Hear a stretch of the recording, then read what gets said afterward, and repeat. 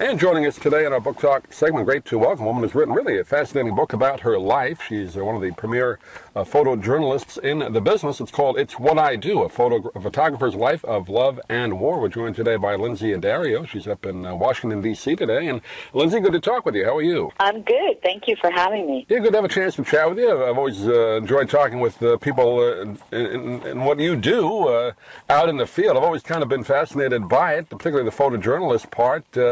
It's not an easy job, but from reading your book, it's a rewarding one, but you've gone through some tough stuff, haven't you? I have indeed.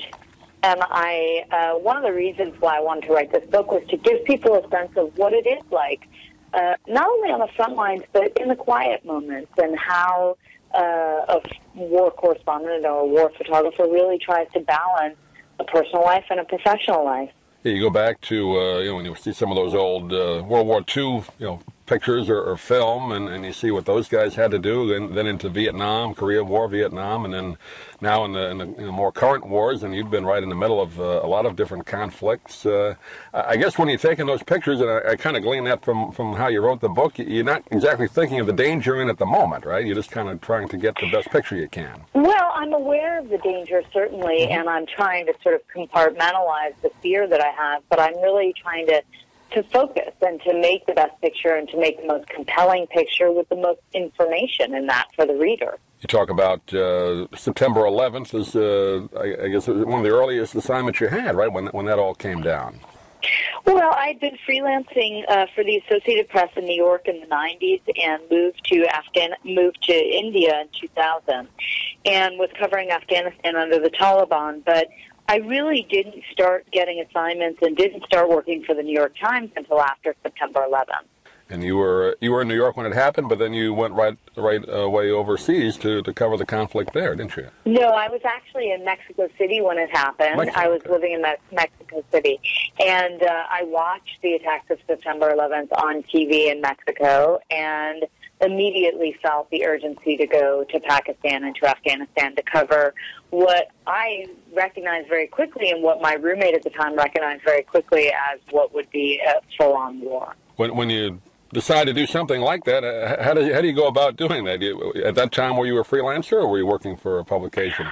I've always actually been freelance my whole career, and I've been very lucky to have the New York Times and National Geographic and Time put me on assignment, but there's no guarantee, of course, that I would get work. I was very young at the time. I was 27, and there weren't many people who would put a sort of untested freelancer on assignment in a war zone. So I really had to prove myself and prove that I had knowledge of how to operate in a place like Pakistan and Afghanistan. And fortunately, I had been to the region and had spent quite a bit of time there. So you had some contacts there. You could go to an area where you knew something may happen, right? But you really kind of exactly. Yeah. So you have that going for it. But how do you kind of get into a position to get these pictures? That's the tough thing there, to get around. I mean. Yeah, a lot of what any correspondent, any war correspondent or someone who works overseas is, we rely very heavily on drivers and translators, and those are local people that we hire. Sometimes they're local journalists, and we hire them to work with us and to help us navigate whatever the story is and whatever the terrain is. And so we are incredibly dependent on them and their knowledge and their ability to get us access to whatever situation. And you get some great pictures in the book as well. And not only are you taking their picture, but I mean, you also have to do some, you're talking to the people as well. So you're doing some interviewing and getting their story, their background. So that it's more than just taking a picture, isn't it, when you want a good picture in this type of atmosphere?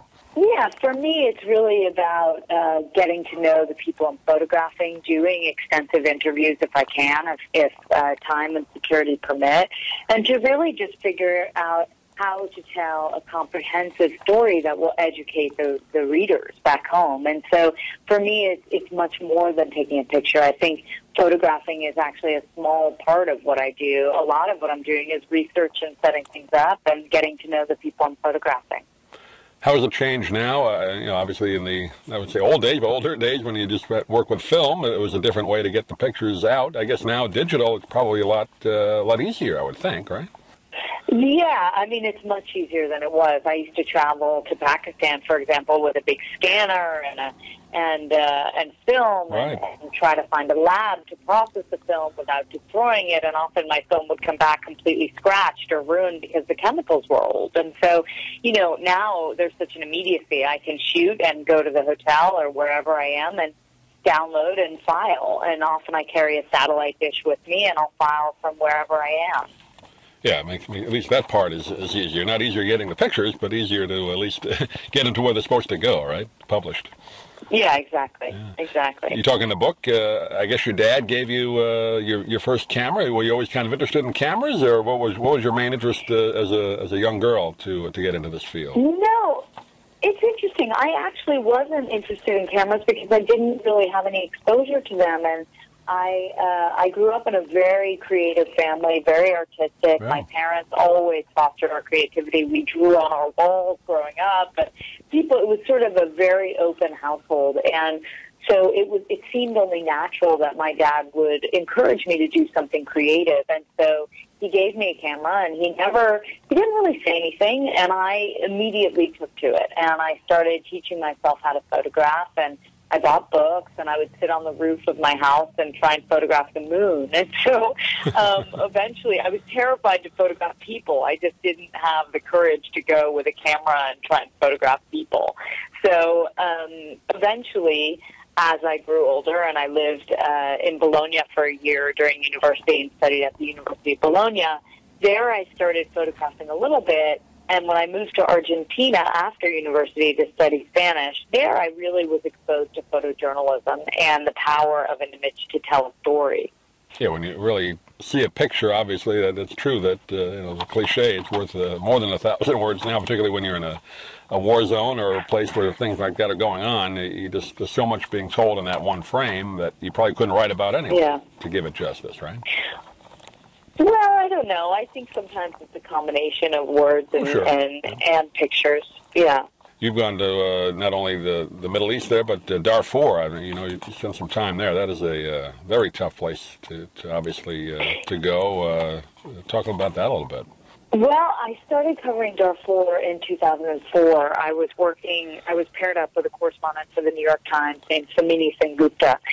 And it was August of 2004 when we walked into Darfur from neighboring Chad because the Sudanese government didn't freely give visas to journalists. They didn't necessarily want the war covered. And so we snuck in, and we spent about a week with the rebels just seeing villages that had been burned and interviewing people, particularly women who had been sexually assaulted and families that had been displaced. And that was really my introduction to Africa and to the war in Darfur. And then I ended up covering that war for 6 straight years. I went every year until 2009 when the ICC indictment came down against President Bashir.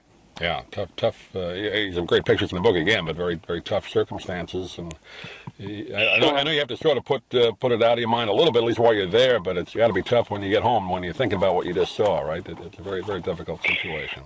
It is, but I try to process it. I try to talk about it, and I try to keep it present because one of the reasons I do this work is to make people aware. So I do talk about it very openly. You also talk a little bit in the book, and I guess most people kind of think it's a male-dominated. I guess it is a male-dominated profession, but you fit right in. Have you had any trouble with that, or do you kind of feel more comfortable with that, or what do you think? Well, I think it is. I mean, unfortunately, there are not that many women who cover conflict. I wish there were more. And it is a bit of a boys' club. I think it's changing a little bit now. When I first started covering war, no one sort of gave me the time of day except for a few people who took me under their wing. And I really learned on the job. And now it's different because I've been doing it a long time. I know a lot of people that I see covering conflict, and it is a lot of the same journalists that were in Afghanistan, who went to Iraq, who cover conflict. So we see each other, we know each other. It's a bit like a sort of extended family, really. So there's some support out there since we're all covering the same thing amongst yourself. That's good to know. Well, you got some great stories in the book. It's called It's What I Do, A Photographer's Life of Love and War. We've been talking with Lynsey Addario today. And Lynsey, I know the book just came out, doing very well. Do you want to give out a website people can get a hold of you and the book? The website for the book is www.itswhatidobook.com. So there you can see my speaking engagements and how to buy the book and reviews. Great. I know you're on a speaking tour now. Hopefully they'll reschedule in D.C., but I know you're heading out west, so good luck with the book, and hopefully we can talk to you again. Thanks for joining us today. Thank you so much for having me. If you'd like to order the book we're talking about, please go to DougMilesMedia.com and enter the author's name in the Amazon search box. Thank you for listening. Please come back soon for more conversations here at DougMilesMedia.com. This has been a presentation of Doug Miles Media, all rights reserved. You can listen to or download previous programs at iTunes, Stitcher.com, or DougMilesMedia.